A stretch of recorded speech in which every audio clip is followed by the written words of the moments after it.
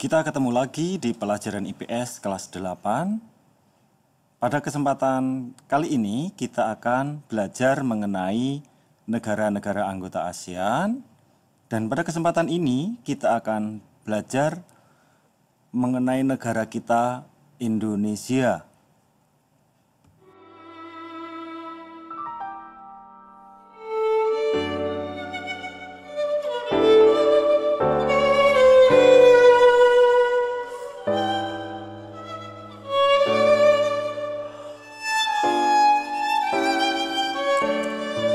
Indonesia mempunyai nama resmi Republik Indonesia. Beribu kota di Jakarta, mempunyai bentuk pemerintahan republik dengan kepala negara sekaligus kepala pemerintahan adalah seorang presiden. Bahasa utamanya adalah bahasa Indonesia, sedangkan agama yang diakui secara undang-undang adalah Islam, Kristen, Hindu, Buddha, Katolik, dan Konghucu.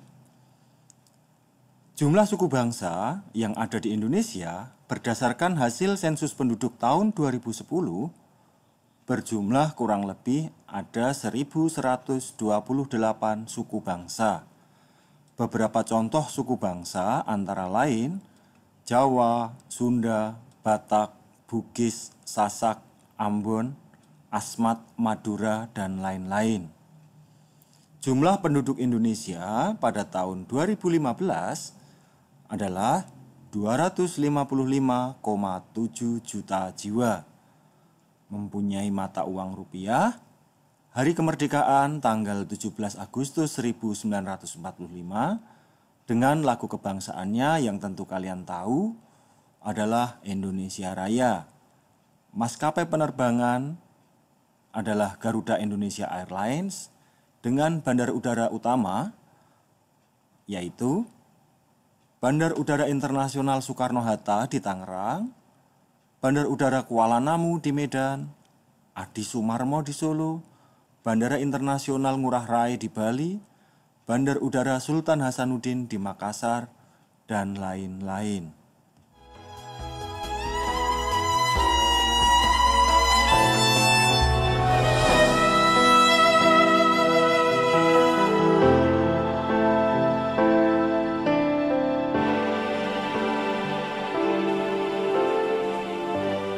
Bangsa Indonesia mengalami penjajahan oleh bangsa-bangsa barat seperti Inggris, Portugis, Spanyol, dan Belanda.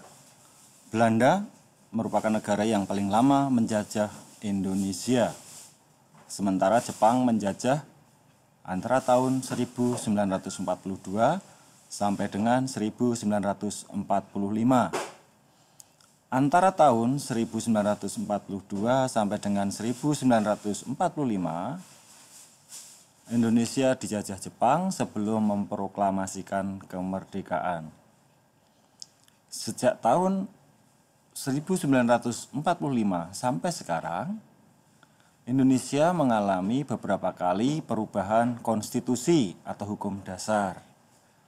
Antara lain dari Undang-Undang Dasar 1945 berganti ke Konstitusi RIS, kemudian berganti lagi ke Undang-Undang Dasar Sementara 1950,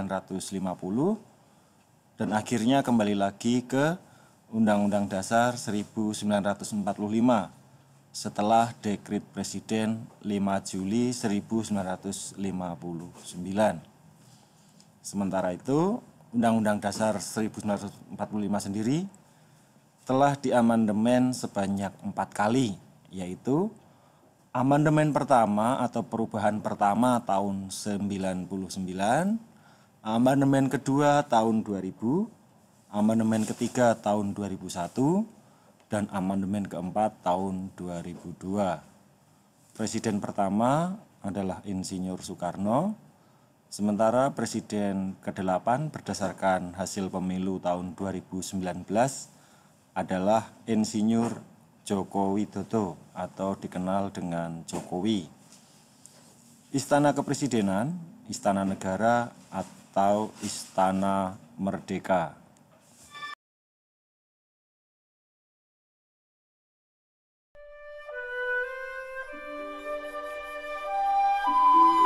Keadaan alam. Indonesia adalah negara kepulauan terbesar di dunia.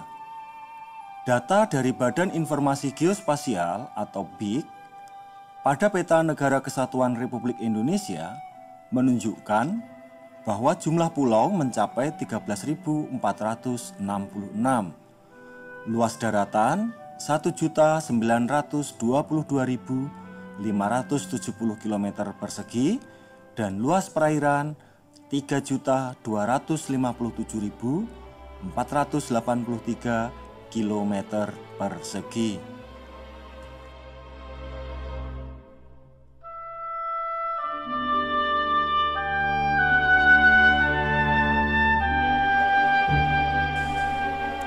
Letak dan batas Indonesia. Indonesia terletak di antara 95 derajat bujur timur sampai dengan 141 derajat bujur timur, dan antara 6 derajat lintang utara sampai dengan 11 derajat lintang selatan, dan berada pada persilangan dua benua dan dua samudra, yakni benua Asia dengan benua Australia dan Samudra Pasifik serta Samudra Hindia. Secara geologis, Indonesia merupakan daerah pertemuan antara dua deretan pegunungan, yaitu Sirkum Pasifik dan Sirkum Mediterania. Selain itu, Indonesia juga merupakan pertemuan antara lempeng Asia, Indo-Australia, dan lempeng dasar Samudra Pasifik. Akibatnya, Indonesia dikelompokkan sebagai daerah yang labil, memiliki banyak gunung berapi, dan sering terjadi gempa bumi, baik gempa tektonik maupun gempa vulkanik.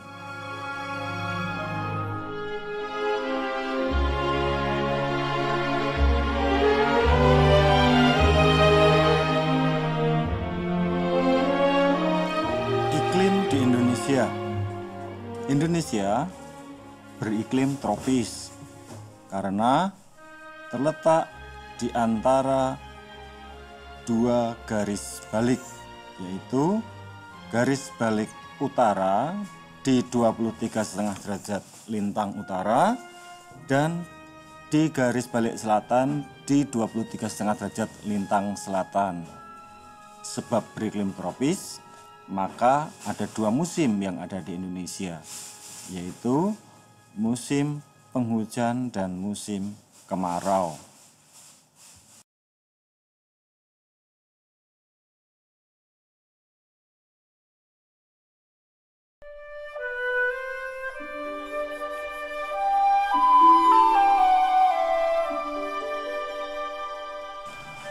Pegunungan di Indonesia.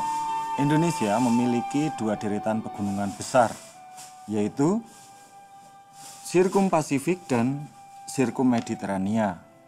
Sirkum Pasifik melalui Pulau Sulawesi, Maluku, Irian, dan Halmahera. Sedangkan Sirkum Mediterania yang meliputi dua jalur atau busur, yaitu busur dalam yang bersifat vulkanis dan busur luar yang bersifat non-vulkanis.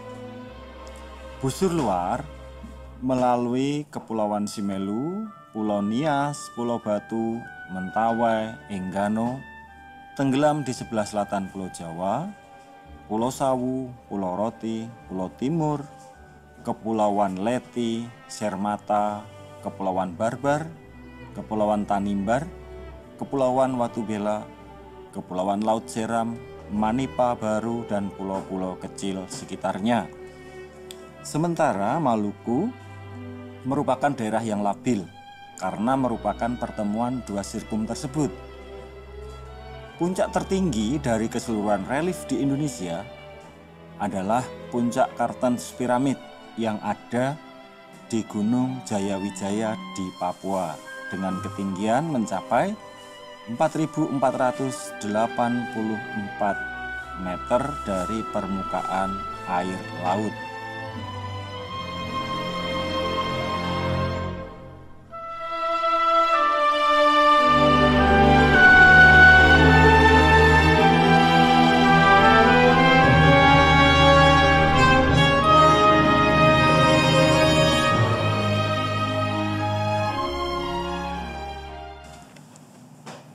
Dataran tinggi di Indonesia. Indonesia memiliki beberapa dataran tinggi yang terkenal, antara lain Dataran Tinggi Dieng, Dataran Tinggi Magelang, Dataran Tinggi Malang, dan Dataran Tinggi Bandung. Dataran tinggi ini disebut juga dengan plateau atau plateau.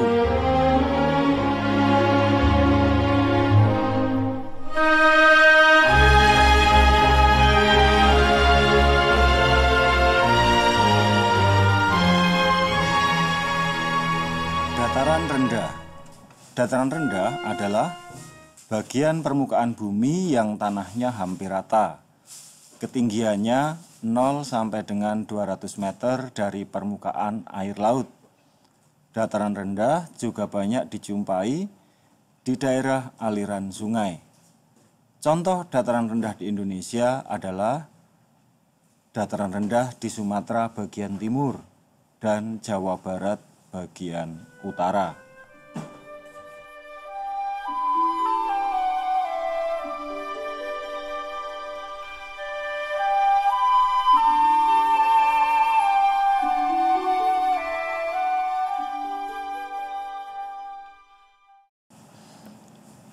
Dalam relief Indonesia ada juga daerah yang disebut dengan peneplain, yaitu daerah yang semula kasar, namun karena adanya proses perombakan batuan atau lapisan permukaan bumi oleh tenaga dari luar bumi atau tenaga eksogen yang berlangsung lama, sehingga bentang alam sisanya mengalami denudasi, berubah menjadi relief yang relatif datar yang disebut dengan peneplain.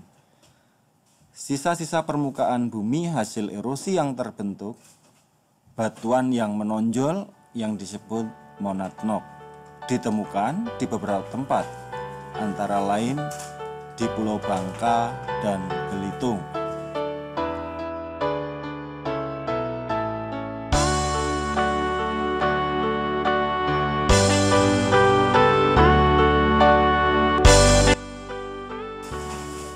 Berikutnya adalah bagian permukaan bumi yang disebut dengan depresi. Depresi adalah bagian permukaan bumi yang mengalami penurunan. Bentuk depresi yang memanjang disebut sleng, sedangkan bentuk depresi yang membulat disebut basin. Contoh depresi di daratan Indonesia adalah Depresi Serayu yang memanjang dari Cilacap, Purwokerto, Wonosobo, dan Depresi Lembah Semangkau yang memanjang dari utara Pulau Sumatera hingga selatan Pulau Sumatera. Kemudian berikut adalah beberapa contoh relief dasar laut di Indonesia, antara lain sebagai berikut. A. Palung laut, contohnya palung laut Mindanao dan palung laut Kai. B. Lubuk laut, contohnya lubuk laut Sulu dan lubuk laut Banda. C. Punggung laut, contohnya punggung laut Sibolga dan Snellius. D. Gunung laut, contoh Gunung Krakatau. E. Ambang laut, contohnya ambang laut Sulu. F. Dangkalan atau shelf, contohnya Laut Jawa dan Laut Arafuru.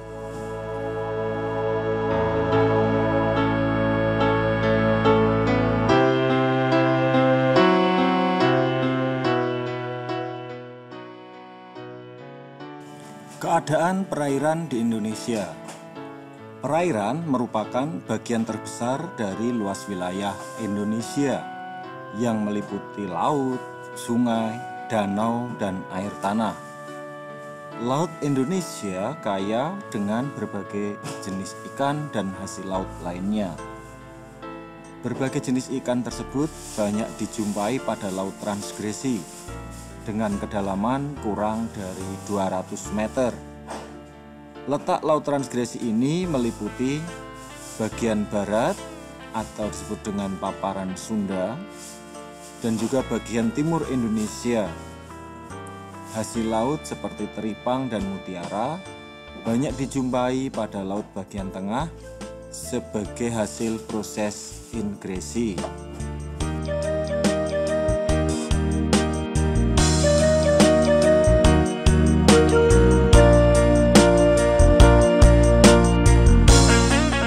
Keadaan perairan.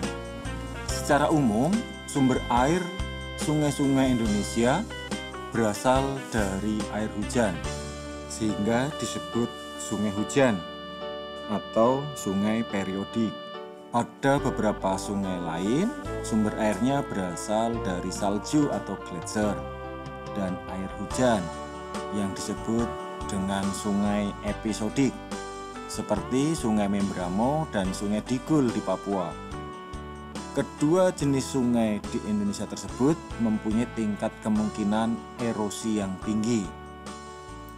Beberapa sungai di pulau-pulau besar seperti Sumatera dan Kalimantan dapat dilayari dengan alat transportasi air seperti perahu, speedboat, dan kapal. Contoh Sungai Musi di Sumatera dan Sungai Barito di Kalimantan.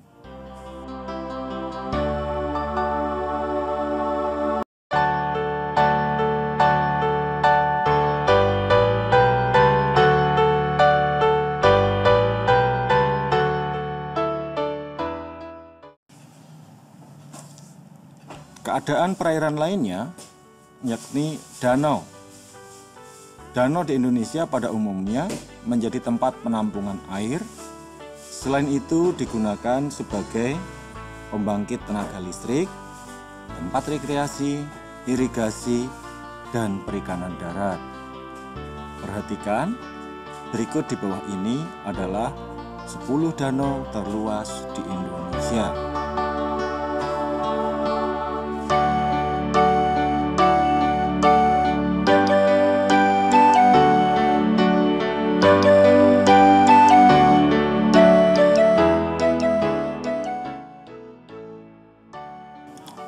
Keadaan penduduk Indonesia. Jumlah penduduk Indonesia pada tahun 2015 adalah 255,7 juta jiwa. Pada tahun 2015 ini, rata-rata kepadatannya mencapai 475 jiwa per kilometer persegi dengan tingkat pertumbuhan penduduk 0,1% per tahun. Penurunan pertumbuhan ini tidak terlepas dari suksesnya program keluarga berencana yang dicanangkan pemerintah. Sebagian besar penduduk Indonesia tinggal di Pulau Jawa, disusul Sumatera, Sulawesi, dan Kalimantan. Kepadatan yang tidak merata, penyebaran yang timpang, komposisi penduduk yang sebagian besar berusia muda, terbatasnya lapangan pekerjaan, kurangnya penguasaan teknologi, dan jumlah penduduk yang besar menjadi masalah kependudukan di Indonesia.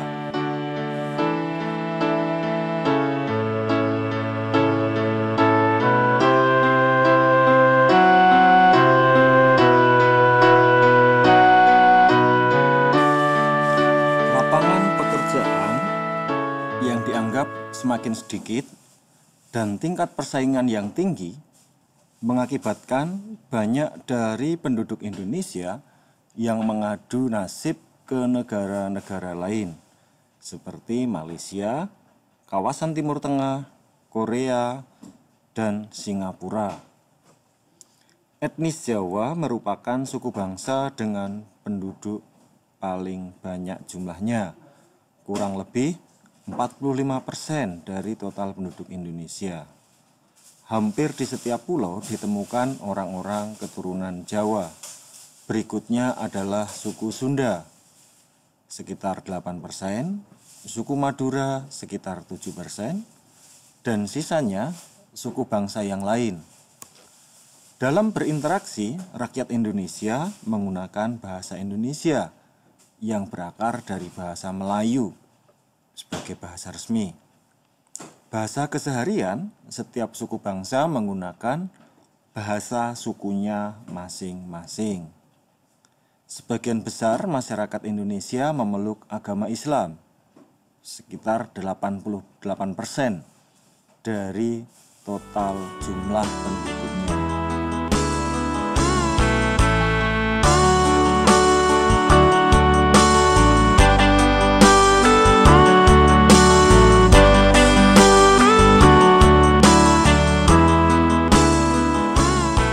Perekonomian. Laporan perekonomian ekonomi dunia dari IMF atau International Monetary Fund menunjukkan bahwa pertumbuhan ekonomi Indonesia mencapai 4% pada tahun 2013. Pertumbuhan ini mengalami fluktuasi setiap tahun karena faktor ekonomi dunia atau karena sensitifnya respon pasar atas kebijakan ekonomi. Contohnya pada tahun 2015, pertumbuhan ekonomi dunia yang melambat mengakibatkan turunnya harga-harga sejumlah komoditas Indonesia dan memperkecil peluang-peluang baru. Akan tetapi, pertumbuhan yang mengecil dapat berbalik arah jika investasi di negeri kita semakin ditingkatkan, termasuk juga iklim investasinya.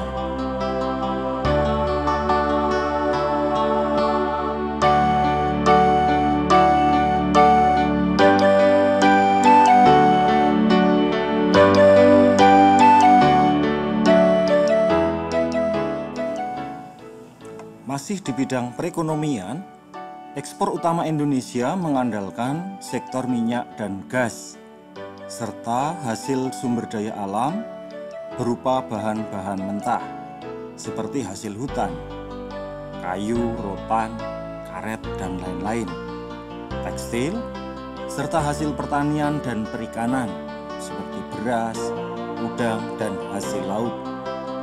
Adapun impor utamanya berupa perkakas industri, farmasi dan kimia, barang-barang elektronik, dan otomotif.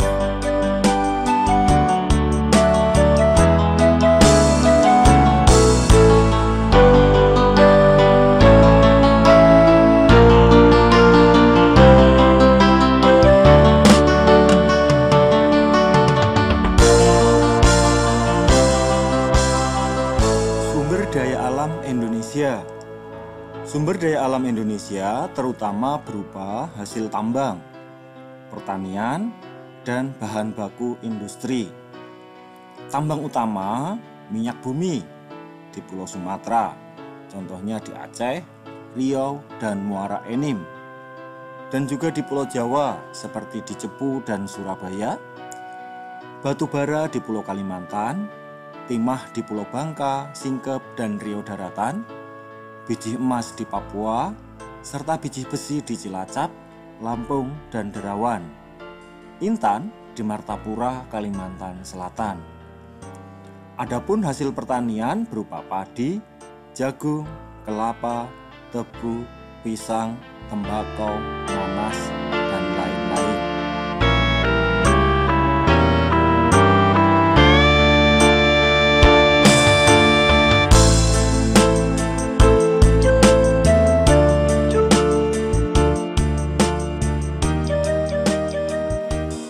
Bidang kerjasama internasional. Kerjasama yang dilakukan oleh Indonesia berlangsung secara bilateral, regional, maupun multilateral. Kerjasama bilateral atau kerjasama dengan satu negara lain pada umumnya menitik beratkan pada sektor ekonomi berupa ekspor dan impor. Contohnya, Indonesia mengekspor hasil hutan seperti kayu dan bahan-bahan tambang ke Jepang, sementara Jepang mengekspor barang-barang elektronik dan otomotif.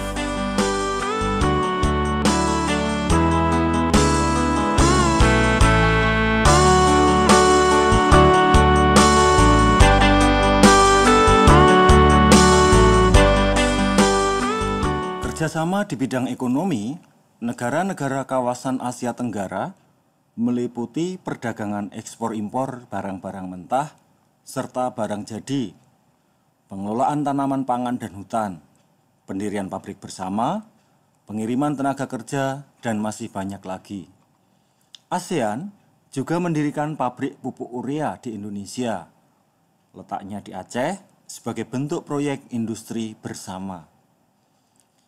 Agar terjaga stabilitas kawasan, dilakukan kerjasama politik dan keamanan yang dimulai sejak pertemuan para menteri luar negeri negara anggota ASEAN di Kuala Lumpur tanggal 27 November 1971.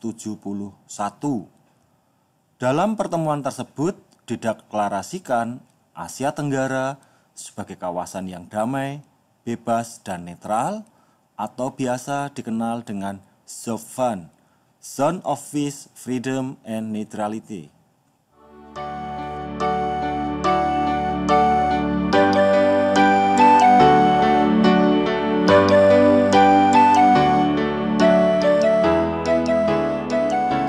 Kerjasama Indonesia di negara-negara ASEAN dalam bidang sosial dan budaya, yaitu melalui promosi pariwisata. Contoh, Bali yang dijadikan wisata unggulan, menyajikan keindahan panorama dan budaya seperti tari kecak dan pendet, dan wisata kuliner. Selain itu, Indonesia mengekspor kerajinan seni ukir kayu, seperti kerajinan mebel dari Jepara, ke beberapa negara di Asia Tenggara seperti Thailand, Malaysia, dan yang lainnya.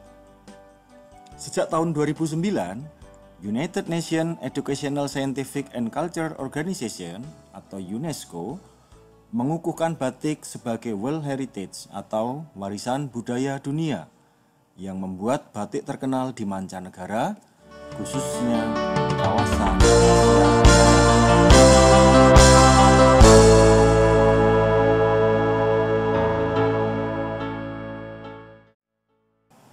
Kerjasama antara Indonesia dan berbagai negara dilakukan dengan organisasi internasional yang terdiri atas beberapa negara.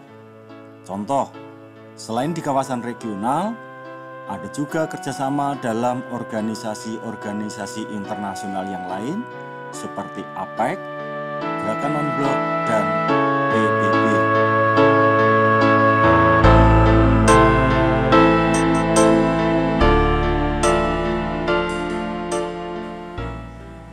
Demikian pertemuan kita kali ini. Tetap semangat dan jaga kesehatan.